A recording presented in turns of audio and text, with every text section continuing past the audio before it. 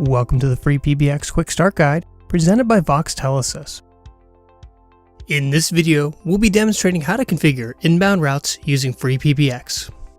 Inbound routes instruct FreePBX on how to handle incoming calls from the public phone system.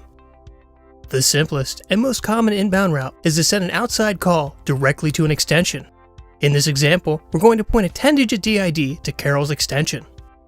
Before we get started, you will need to make sure that you have properly configured your Voxtelesys trunk and have a SIP extension set up. If you need help with any of these prerequisites, please check out our previous videos. We'll start by hovering over connectivity. Click on Inbound Routes. Click Add Inbound Route. Give your inbound route a description. Input the 10-digit DID provided by Voxtelesys. Click the Set Destination drop-down menu.